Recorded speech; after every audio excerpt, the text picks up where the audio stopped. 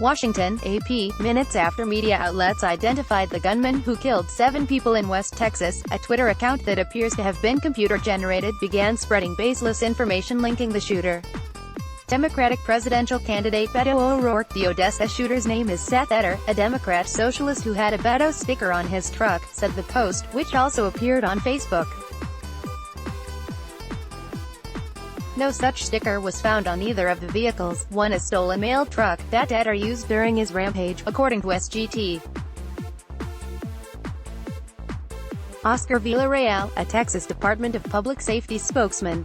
Still, the groundless conjecture after the shooting was spread by thousands online and even retweeted by Anthony Schaefer, a former Defense Intelligence Agency officer and a member of President Donald Trump's 2020 campaign advisory board. Schaefer didn't respond to questions about the claim. The breakneck speed of the misinformation, and just how far it spread, illustrates an eagerness to blame such events on political ideologies, regardless of whether the facts support that. It's also an early indication of how difficult it will be for campaigns to combat virulent falsehoods ahead of a 2020 presidential campaign that could be full of them. Social media users are unlikely to take the time to research misinformation they encounter online. And even when campaigns try to stamp out potential misinformation, voters might not see or believe the corrections, said Rita Kirk, a communications professor at Southern Methodist University. A whole lot of people are just living their lives. They don't have time to go and fact-check a statement, Kirk said. Truth has been the victim of social media campaigns. O'Rourke's campaign, which is based in El Paso, home of a mass shooting last month, first received word of misinformation about the candidate early Monday morning from the Democratic National Committee. The campaign then watched the message spread for hours, eventually becoming Google's second highest trending search query related to O'Rourke in a week. The DNC monitors for such activity, as well as providing resources for campaigns that want to report or respond to online misinformation as part of the party's larger educational and guidance efforts. This kind of thing is a reality that social media has created, said Daniel Wessel, a DNC spokesman. We all have to stay vigilant in order to combat it. The first tweet linking O'Rourke to the Odessa shooter appears to have come in shortly after 1 p.m. Central Time on Sunday from an account with bot-like tendencies, said Nir Hausa, the chief technology officer for FindSite, which tracks viral misinformation trending online. Twitter suspended the offending account by Wednesday, but by then the claim was widely shared on social media. Twitter did not respond to a request for comment.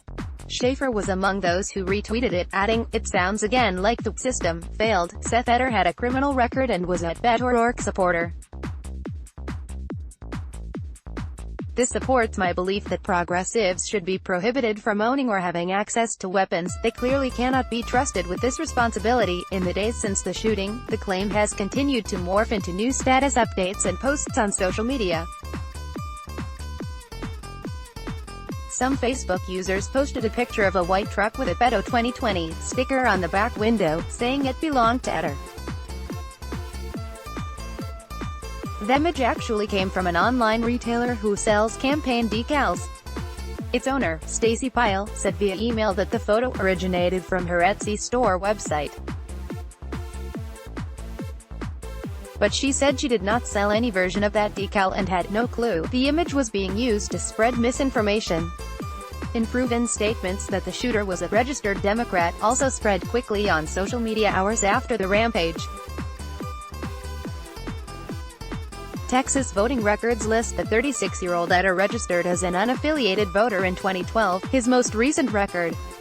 Jen O'Malley Dillon, O'Rourke's campaign manager, on Twitter described the bumper sticker claim as a completely false rumor, but acknowledged that the campaign could do comparatively little to squash it and instead implored social media giants to act. These companies claim to be powerless to stop false stories like these from spreading, but their employees are the most sophisticated engineers on the planet, capable of rooting out all kinds of nefarious content, O'Malley Dillon said in a statement to the Associated Press. They refuse to act on this because they're afraid of the political consequences. Schaefer didn't answer a message on Twitter, and Trump's re-election campaign did not respond to messages asking if he had specific information on the Odessa shooter being an O'Rourke supporter. Some mass shootings have had political connections.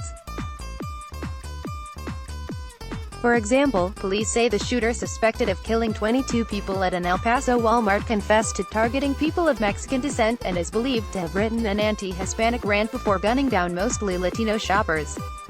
The same screed reiterated some of Trump's anti-immigrant and anti-Hispanic language. When 66-year-old James Hodgkinson opened fire on Republican members of Congress during a 2017 baseball practice, police did not provide a motive but said he was angered by Trump's election. In recent months, however, social media users have rushed to mistakenly link shooters and politics, in cases where ideology was not believed to play a role. Some Facebook and Twitter users attempted to suggest a motive for the mass shooting in Dayton, Ohio, last month by highlighting tweets from an account that appeared to belong to the shooter, which bemoaned Trump's election and supported Democratic Massachusetts Sen. Elizabeth Warren, also a presidential candidate. Authorities have not established a political connection to the shooter's apparent motive, but that didn't stop the posts from spreading or Trump from repeatedly noting the shooter's apparent political leanings. In June, when 20-year-old Brandon Weber was fatally shot by U.S. Marshals during an attempted arrest in Memphis, social media users erroneously circulated a photo of a man wearing a Trump shirt to claim he was the officer responsible for killing Weber. The image was actually a truck driver who frequently posts videos on YouTube. U.S. Marshals have not named the officers involved in the incident. Such inaccurate claims are successful because people want to believe they don't share similarities with a shooter, said Kirk, the communications professor. We never want to see somebody that commits those kind of atrocities to be like us, Kirk said. In this political climate, where there's so much of us versus them, it continues to make a huge divide in our culture, sites reported from Chicago. Let's block ads. Why?